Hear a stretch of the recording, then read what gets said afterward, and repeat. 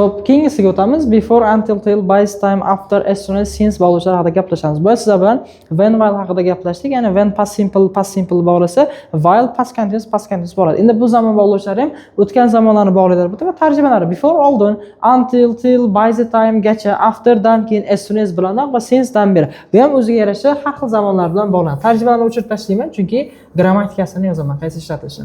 Demak, birdan umumiy yozaman. Before, until, till, by the time. Mana bu formlar, mana shu so'zlardan keyin to'g'ridan-to'g'ri past simple ishlatiladi. Past simple ishlatiladi. Lekin gapning ikkinchi qismi yoki past perfect da bo'ladi. Yoki past perfect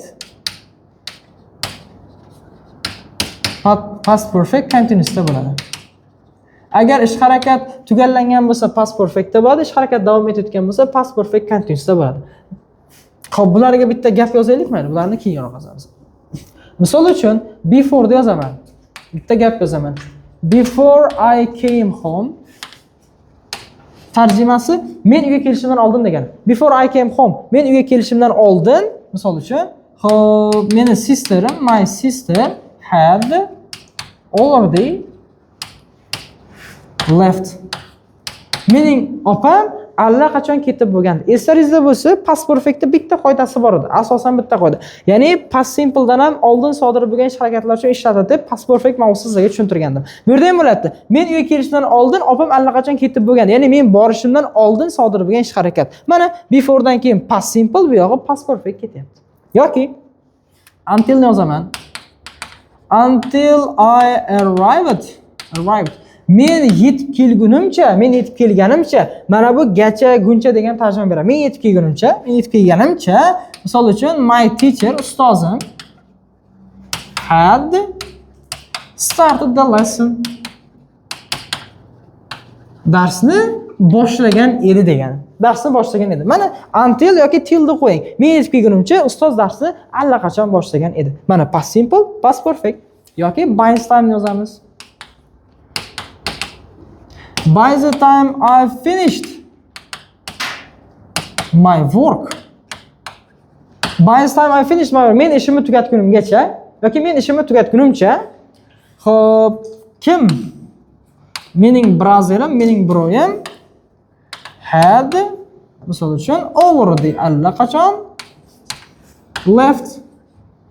Akam allaqachon ketib bo'lgan ekan. Men ishimni tugatgunimcha akam allaqachon ketib bo'lgan edi. Mana past simple, past perfectni bir-biri bilan bog'layapti. Bu bog'lovchilar o'zi nega kerak? Sizni A1lik, A2, B1lik darajangizni B2, C1, C2 darajaga ko'tarib berish uchun kerak. Oddiy gap aytdim. Misol uchun men kecha uyga bordim. I went to home va mening akam ketdi. My brother went to qayergadir ketdi. Bu ikkita oddiy gap bu. Buni qachonki when yoki while da when I went home ga borgan paytimda men biroz akam ketdi deb bog'lab aytsangiz, haqiqiy sizga C1 da javob beradi. Misol uchun men uyga keldim, mening opam ketgan ekan. Ikkita oddiy gap, lekin mana bu before orqali bog'laysiz. Men uyga kelgan paytimda, uyga kelishimdan oldin akam ketgan ekan.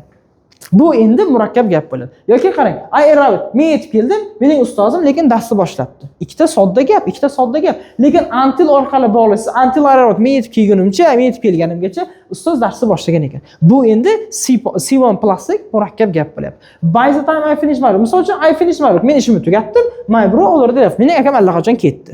Ikkita sodda gap, lekin by the time orqali bog'lash uchun sodda gap. Men ishimni tugatgunimcha akam allaqachon ketib bo'lgan ekan bo'lsa, endi bu C1 plastik murakkab gap bo'lyapti sizga. Haqiqiy writing va speakingizda krutoy ball olib beradigan grammatika zamonlari, qoliplari. Endi buni yozib olasiz javob. Bitta past perfect continuous ga yozib qo'yamiz mayli. Before I nima deymiz? Before I read a book, men kitob o'qishimdan oldin my sister, mening opam, qarang, had been reading, o'qiyotgan ekan, misol uchun, for 3 hours. 3 soatdan beri o'qiyotgan ekan. Mana davom etayotganini qayerdan bilasiz? Mana bunaqa for since, ya'ni davom etayotgan vaqt iboralar keladi. Mening opam 3 soatdan beri o'qiyotgan ekan. Men uyga kelgan paytimda opam misol uchun 2 soatdan beri ovqat qilayotgan ekan. Men maktabga borgan paytimda ustoz 1 soatdan beri dars o'tayotgan ekan.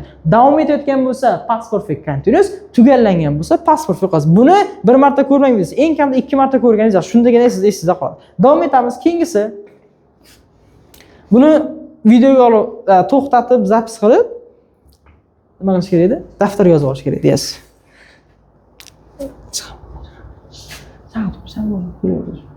Videoni ham boshlaysiz. Keyingisi after bilan as yo'q. Kimdir chalg'itsa shunday bo'ladi-da. As soon as, afterdan keyin as soon as bilan. Bulardan keyin endi sal teskarisi. Past perfect ketadi endi bundan keyin. Bulardan keyin past perfect ketadi. Endi davomida endi past simple bo'ladi. Tepadagi grammatikani teskarisi. Ana shunday. Misol uchun yozaman. After I had finished my work. Men ishimni tugatganimdan keyin I left. Men ketdim. Mana men ishimni tugatgandan keyin men ketdim. After past perfect, past simple. Yoki as soon as I had arrived. Men yetib kelishim bilan o'qigan. Men yetib kelishim bilan hop teacher started the lesson. Started the lesson. Ustoz darsni boshladi. Yetib kelishim bilan ustoz darsni boshladi. Mana ikkalasidan keyin ham had finished past perfect ketyapti, ikkalasidan keyin ham past simple ketyapti. Oddiy grammatika. Shunchaki yodlab oling. Va to'xtamasdan gapni zo'ring. Men kelgan paytimda yoki men qilayotgan paytimda, men nimadir qilayotganimda yoki qilganimdan keyin yoki qilishim bilanoq deb to'liq gapni zo'ring. Bu narsa esdan chiqmasin. Keyin yana bittasi qoldi, sizda since degan narsa bor edi. Since dan beri edi.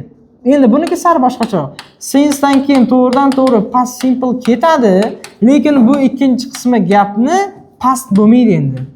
Yoki present perfect bo'ladi.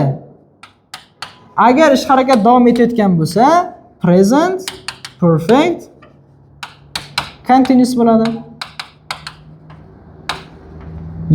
Mana bu formula. Since'ga xuddi shunday. Misol uchun, men tug'ilganimdan beri Jonbayda yashayapman bo'lsa, Samarqandda yashayapman deylik. Since I was born. Tug'ilganimdan beri I have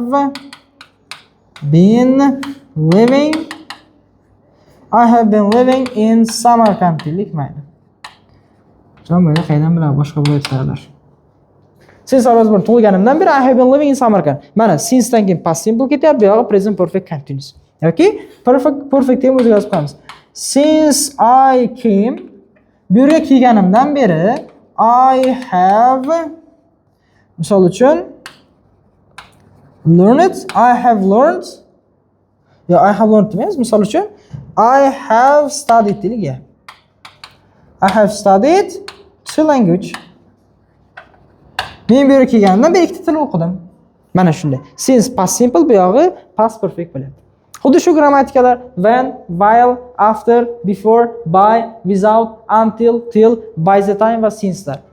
Bu o'tgan zamonlar bog'lanishi. Sizga keyingi videoda hozirgi va kelasi zamonlar bog'lanishi albatta aytib beraman. Har kuni eng kamida mana shularga mayli 100 ta gap tuzib qo'ying. Endi vijdoningiz uyg'onib qolsa, vijdon uyg'onmasa kerak emas. Vijdoningiz uyg'onib qolsa, mabodo eng kamida 100 ta gap tuzing, haqiqatan zo'r beneficial, ya'ni foydali bo'ladi. Miyadan umuman esdan chiqmaydi. Haqiqiy speaking gapirayotganingizda ham bemalol mana shular ishlatib gapirasiz. Haqiqiy writing yozayotganingizda gap yozaverganingizda writingizda mana shularni ham ishlatadigan bo'lasiz. Haqiqiy balingizni bemalol C1+ gacha chiqarib beradigan grammatika hisoblanadi bu.